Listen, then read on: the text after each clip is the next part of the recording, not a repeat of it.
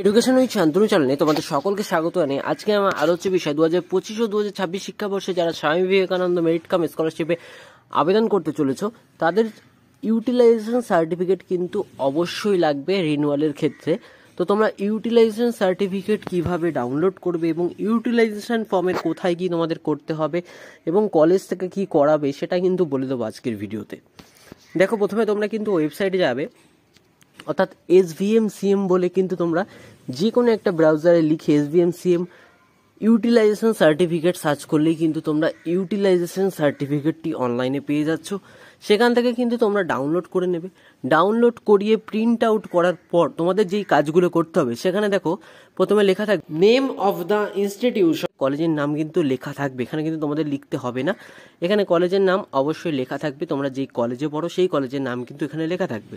তারপর department of, অর্থাৎ তোমাদের কোর্সের নাম, যদি তোমরা BA জেনারেল হয়ে থাকো তাহলে BA জেনারেল, এবং যদি তোমরা BA অনার্স নিয়ে থাকো কেউ তাহলে BA অনার্স, অর্থাৎ তোমাদের যেই কোর্স আছে তোমরা কিন্তু সেই কোর্সের নাম কিন্তু এখানে তোমাদের লিখতে হবে, এটা কিন্তু লেখা থাকবে না।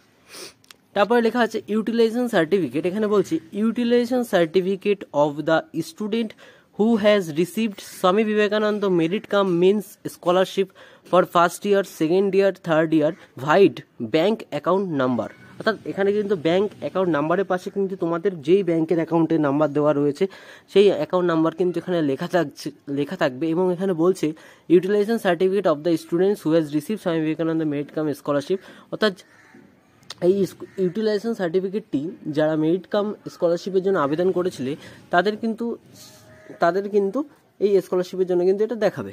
Utilisation certificate of the students who has receive Swami Vivekananda merit cum scholarship, utilisation certificate এরা হচ্ছে যারা মেরিট কাম স্কলারশিপ পাচ্ছ তাদের জন্য কিন্তু ইউটিলাইজেশন সার্টিফিকেটটা এখানে কিন্তু বলেই দেওয়া আছে।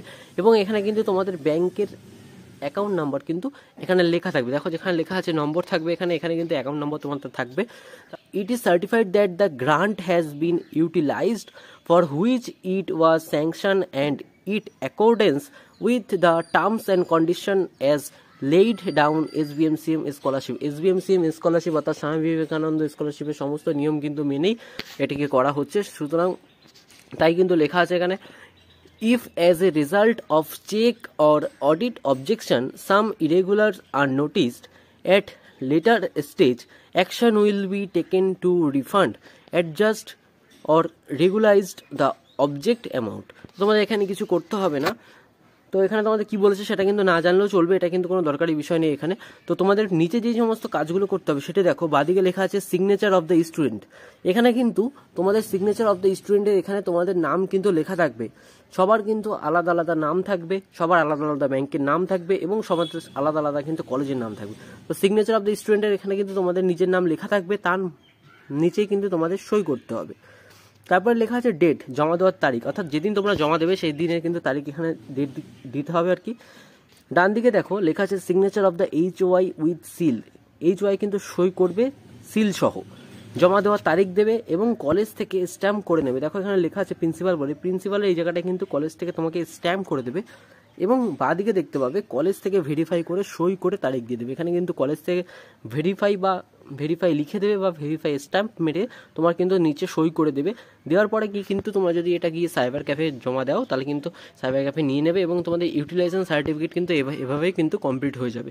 তো তোমরা বুঝতে পারলে আশা করি কী করে ইউটিলাইজেশন সার্টিফিকেট ডাউনলোড করবে এবং কীভাবে ফর্মটিকে ফিল আপ করে তোমরা স্কলারশিপের জন্য কিন্তু জমা দেবে। তো ভিডিওটি তোমাদের কেমন লাগলো তা কিন্তু অবশ্যই জানাবে। SVMCM সংক্রান্ত সমস্ত আপডেট সবার আগে পেতে চ্যানেলটিকে অবশ্যই সাবস্ক্রাইব করে দেবে।